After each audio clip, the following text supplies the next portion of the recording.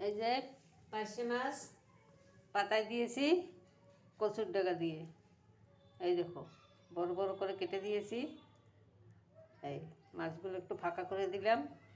এইবার এটা আমি উল্টে দেব।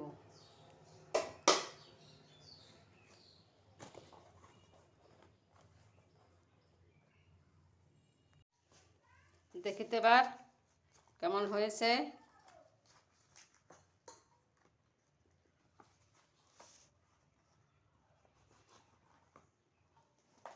এই যে দেখো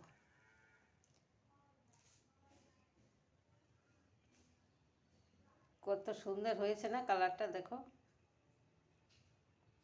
এই যে কচুর ডাগা দিয়ে পার্শে মাছ কলা পাতায়, এভাবে তোমরা করে খেয়ে দেখো, কত টেস্টি খেতে।